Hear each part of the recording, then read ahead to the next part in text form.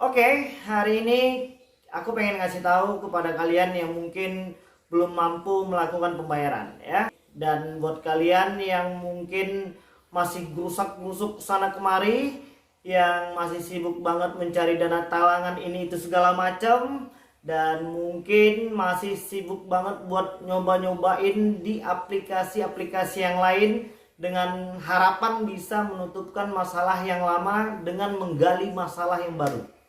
Cara itu cukup tidak efektif dan sudah pasti rugi. Jadi aku pengen mengingatkan kalian agar untuk tetap tenang, tidak panik, dan tidak melakukan tindakan negatif apapun yang mungkin bisa merugikan diri sendiri, orang lain, dan orang-orang yang kita sayangi. Oke, pada video kali ini kita pengen ngebahas ya, sampai kapan DC itu meneror debitur yang akan atau mungkin hari ini belum mampu melakukan pembayaran.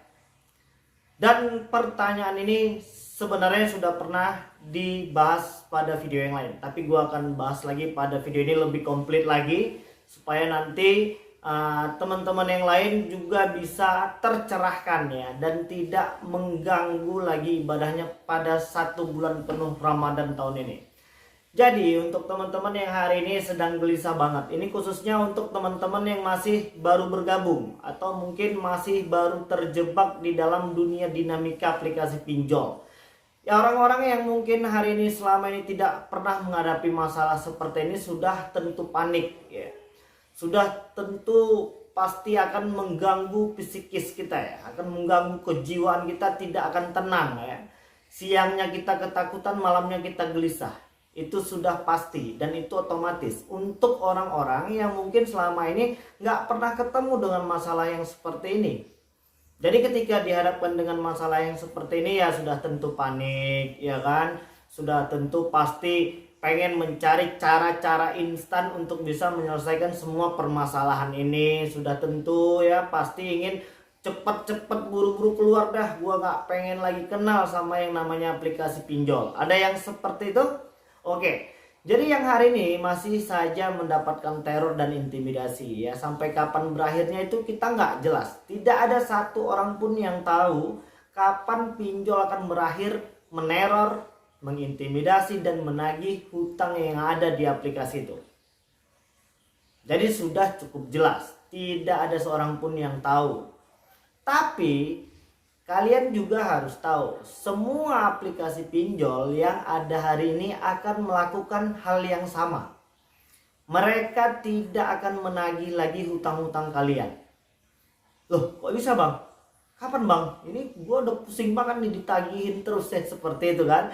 Kapan bang mereka itu nggak menagih lagi ya? Kapan mereka itu tidak nguber-nguber gue lagi ya? Nggak di angkot, nggak di angkutan umum, nggak di kampus, nggak di kerjaan, nggak di rumah, nggak di dapur, di kamar mandi, masih aja bang diteleponin terus-terusan.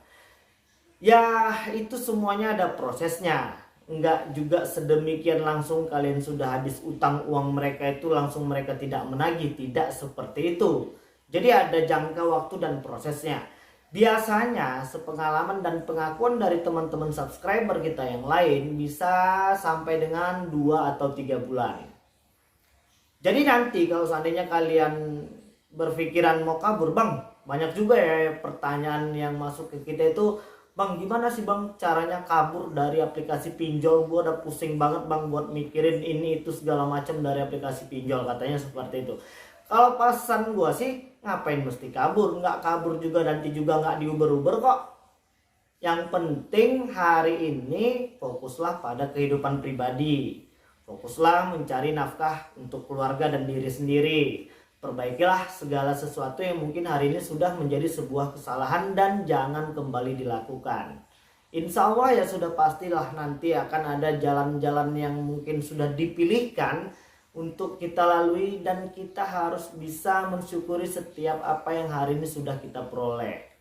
Jadi untuk teman-teman yang masih gelisah, jadi gimana dong bang, ini bang gue pengen kabur bang, gue udah gak kuat lagi nih diteror sana sini segala macem. Mana lagi mereka udah melakukan penyebaran data, gue udah malu di kampung, gue udah malu di kantor, gue udah malu di tempat-tempat gue nongkrong nih bang, gue gak tahu lagi nih pengen ngasih muka gue taruh di mana gue nggak tahu bang. Udah, nggak usah pusing ya.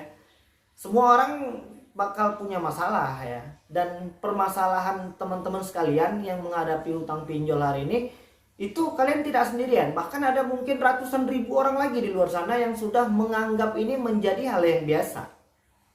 Untuk yang sudah disebar data, fix. Aplikasi yang kalian gunakan adalah pinjol ilegal. Bang, jadi gimana dong kalau aplikasi pinjol legal OJK tapi masih ada aja yang melakukan pengancaman, ingin melakukan penyebaran data? Catat aplikasinya, screenshot data-datanya, dan rekam layar apa yang mereka perbuat kepada kita. Kirimkan langsung kepada pihak OJK, yang pertama. Yang kedua adalah pihak AFPI, Asosiasi Pendanaan Fintech Bersama Indonesia, dan yang kedua dan ketiga adalah pihak kepolisian. Kalian bisa mengirimkan beberapa bukti-bukti tersebut supaya nanti menjadi bahan evaluasi lagi. Jika itu nanti yang melakukannya memang dari aplikasi pinjol legal yang terdaftar dan berizin di OJK. Jadi kenapa gue nyaranin kalian tuh untuk nggak usah kabur?